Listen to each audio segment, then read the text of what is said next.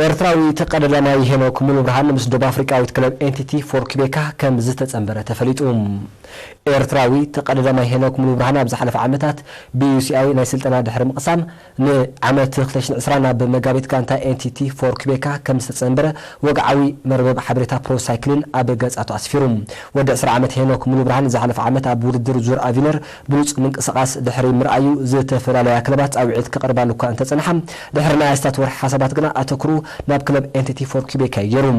ኣብ 2016 ንፈለማ ግዚኡ ናይ ሃገራዊት ጋንታ ለቢሱ ናብ መድረኽ ቅድድም ምሽክለታ ዝደይበ ሄኖክ ድሕሪ ፍጻመ ኣብ ዝተፈላለየ ውድድራት ዝተሳተፈን ኣዝዩ ብሉጽ ምንቅስቃስ ዘንጸባረቐን እዩ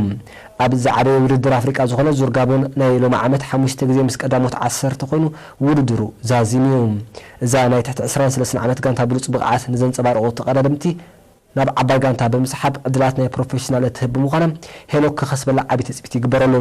ከም ዝፍለጥ ኣማኑኤል ገብረ እግዚአብሔር ንዛ መጋቢት ጋንታ ብምዃን ብሉጽ ብቕዓት ድሕሪ ምንጽብራቕ ናብ ደረጃ ፕሮፌሽናሊዝም ብምስጋር ኣብዚ ግዜ ሓደ ካብ ተጠመቲ ተቐዳደምቲ ናይዛ ክለብ ኮይኑ ረኽቦም ኣብ ዓመት 2019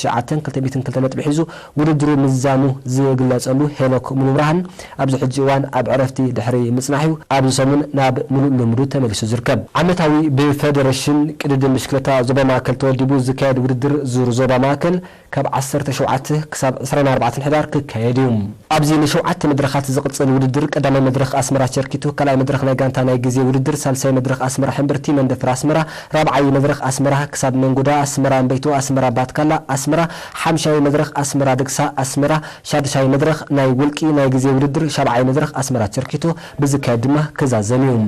ኣብዚ ውድድር ዝሳተፉ ተቐዳደምቲ ብጋንታ ከምኡን ሕውስዋስ ኮይኖም ካብ ሓሙስ 14 ሕዳር ኩሉ ቆጥዕታት ከማሉ ፌደሬሽን ቅድድም ብሽክለታ ዞባ ማእከል ይሕብር ብተወሳኺ ኣብ ወፃኢ ሃገር ዝወዳደሩ ተቐዳደምቲ እውን ምስ ሕውስዋስ ጋንታ ብምዃን ውድድሮም ከሰላስሉ ዕድል ተዋሂቦም ኣሎ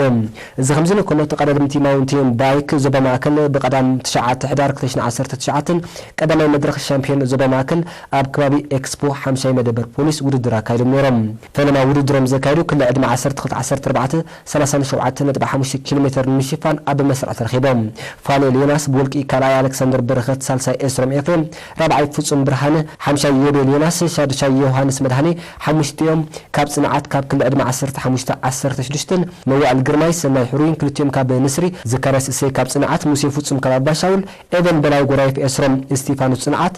ن45 كيلومتر كاب قدامي كساب شرشي بمخان تعوي تملوم تقدمت ماوتين بايك دك انشتي قدامي تسارون تخلق عليتي رومانا غوعش سالسيتي تعقست فصاحي رابعتي بيتي الاستيفانوس حمشتي دناي ترزنه كلن كاب عراق شادشتي قسانت كفلهم كاب قال نفحي كل عدم 10 شعات العليون زكايدوم لاي 52.5 كيلومتر قدامي فاسيل تسفلت كلاي انجلو جبريل كلتيم كاب غانتناتنا سالسي حابن عقبه ميكيل رابعي يوناتان نفتاليم حمشاي سيم تخلص سلستين بولكي شادشاي تسفو تدرس اباشاول بمخان لاي قدامي مدرخ عودما امزغي بملوم نبرا تعذبتنا نيلو معلت زي ترالو زينا سبورت ابزي تزازيم لهم